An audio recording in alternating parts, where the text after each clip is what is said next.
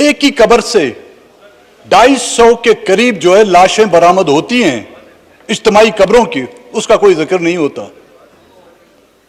کیونکہ اگر اس کا ذکر ہوتا ہے تو یہ بات جو ہے کہیں دور تک جا کے پہنچتی ہے، اور جب اس دور تک پہنچتی ہے تو ہم میں سے کوئی، ہم سب کے جو ہیں وہاں پر جو ہے جل جاتے ہیں.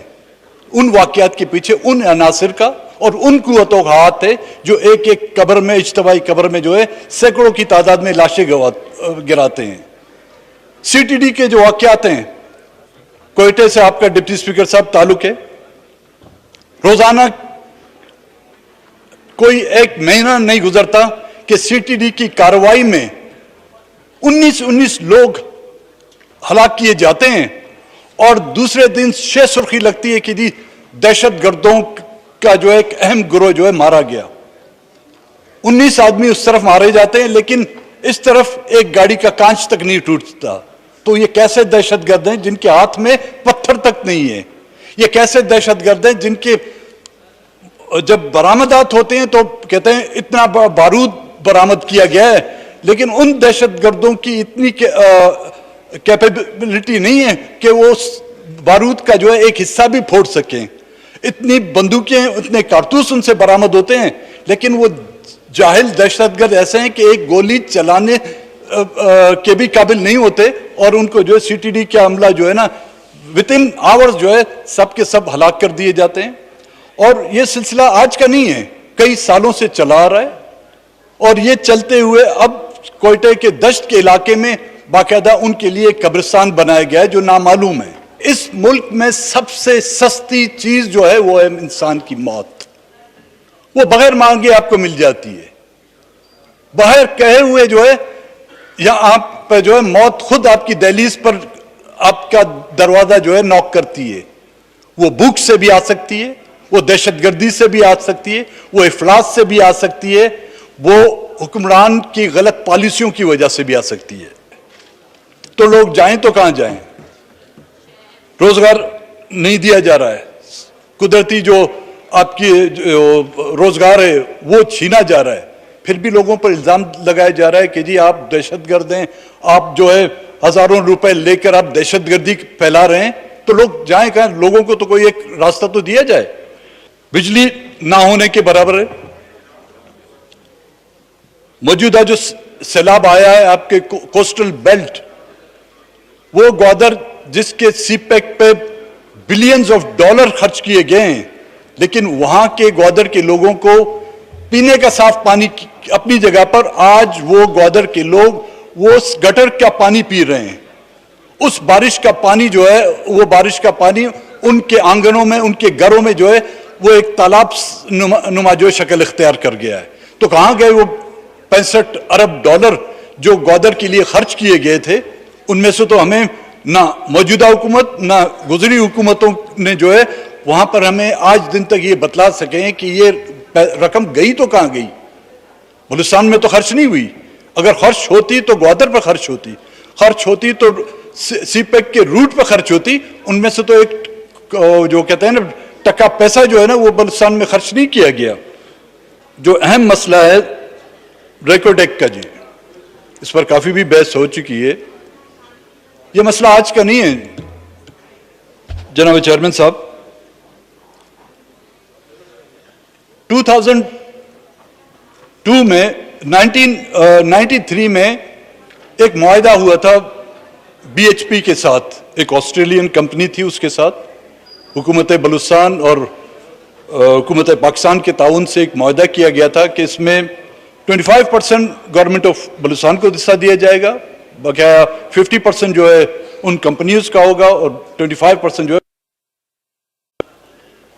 پھر یہ معاہدات ہوتے گئے، بی ایچ پی نے سبلیٹ کیا کسی اور کمپنی کو، اور یہ معاہدہ چلتے چلتے جو ہے سپریم کورٹ میں آیا، جس پر گورنمنٹ آف بلوچستان نے اس پر اعتراض کیا، اور سپریم کورٹ کا یہ فیصلہ ہے. اور اسی سپریم کورٹ نے جو ہے نا آپ اس کمپنی کا لائسنس منسوخ کیا، اور یہ پھر انٹرنیشنل کورٹس میں مسئلہ چلا گیا، آربیٹریشن میں گیا، اور ان عدالتوں نے جو ہے اس پر گورنمنٹ آف پاکستان پر ایک بڑی ایک خطیر رقم جو ہے فائن لگا دی. مجھے یاد آ رہا ہے آج سے 1.5 یا 2 سال پہلے وزیر اعظم صاحب کا ایک بیان کہ پاکستان کے قرضوں کا خاتمے کا واحد حل ریکو ڈیک کا جو ہے معاہدہ کر کے ہم پاکستان کے قرضے اتار سکتے ہیں. باقی چیزوں میں جو ہے ہمیشہ نہیں, لیکن قرض اتارو, ملک سنوارو اور بلوچستان کو لٹاؤ. سوئی گیس سے 1953 میں گیس نکلی, 62 میں جو ہے نا یہ گیس بلوچستان پاکستان کے کونے کونے تک پہنچ چکی. آج دن تک ڈیرہ بگٹی میں وہ گیس نہیں. عورتیں آج بھی ڈیرہ بگٹی سی اور بلوچستان کی خواتین آج بھی لکڑیاں جلا کر اپنا گزارا کرتی ہیں. P P L, O G D C, East India Company کا نام ہم نے سنا تھا, لیکن بلوچستان میں ان 2 کمپنیوں نے جو ہے نا ایسٹ انڈیا کمپنی سے بھی بدتر صورتحال کریٹ کی ہے.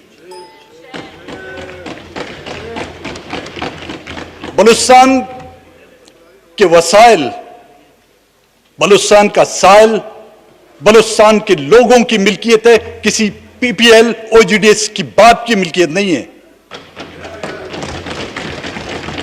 ہر حکومت آتی ہے اپنا الو سنبھالنے کے لیے, اپنے قرضے, اپنی عیاشیوں کے قرضے چکانے کے لیے.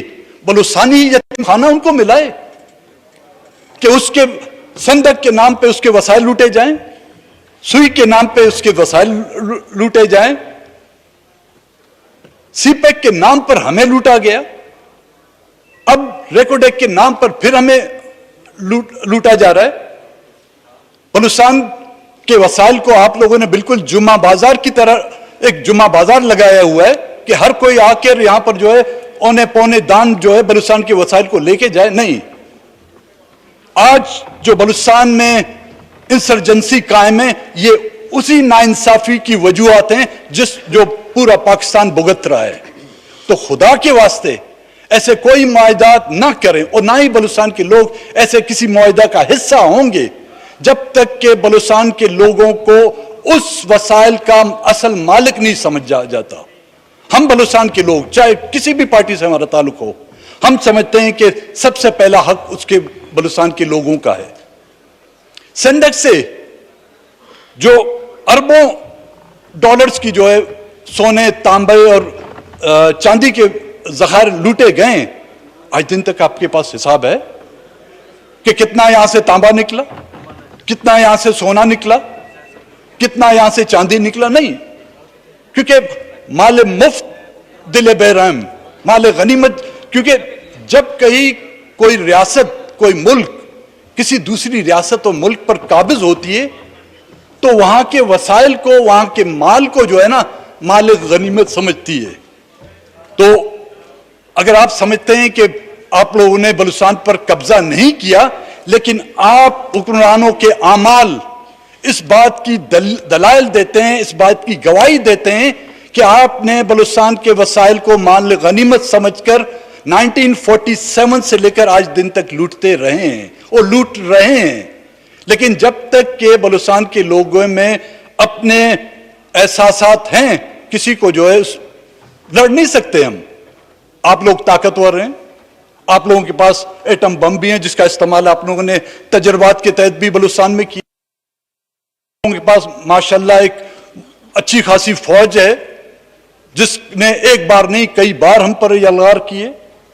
ہم ان سے لڑ نہیں سکتے, لیکن ان کے سامنے کھڑے ہو سکتے ہیں, چاہے وہ وردی والے ہوں, چاہے شیروانی والے ہوں, یا جو بھی ہوں گے, ہم ان کے سامنے کھڑے ہوں گے, اپنے وسائل لوٹنے نہیں دیں گے ان کو.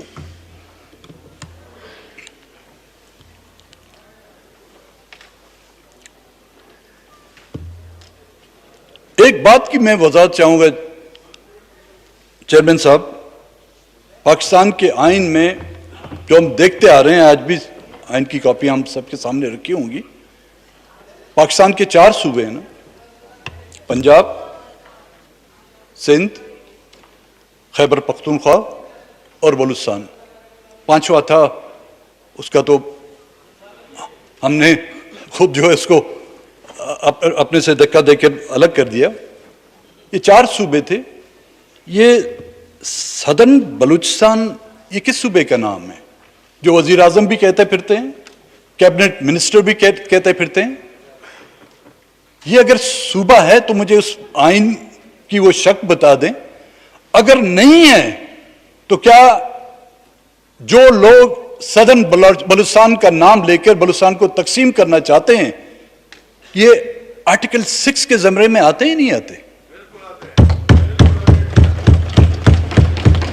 جو کوئی بھی اگر اس ایوان میں بھی کھڑے ہو کر سدرن بلوچستان کا پکارے گا تو اس پر آرٹیکل 6 آنا چاہیے.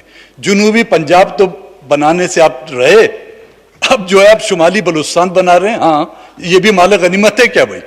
آپ لوگ تو الیکشن میں مینڈیٹ لے کے آئے تھے نا کہ ہم جنوبی پنجاب بنائیں گے. کہاں گیا وہ جنوبی پنجاب بھائی؟ جی 90 دن ابھی تک اور بھی ہیں جی. نو کراس ٹاک جی.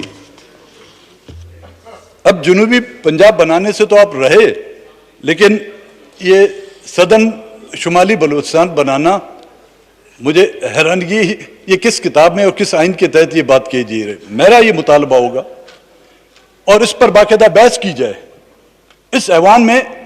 یہ صرف وائلیشن نہیں ہے, یہ آئین کی خلاف ورزی ہے, اور یہ صوبائی حکومت بھی یہ کہہ رہی ہے, آپ کی مرکزی حکومت بھی کہہ رہی ہے, آپ کے بڑے بڑے ادارات کا جو ہے نعرہ لگا رہے ہیں کہ جی سدرن بلوچستان ایک ہے, بلوچستان ایک تھا اور بلوچستان انشاءاللہ تک قیامت تک ایک ہی رہے گا.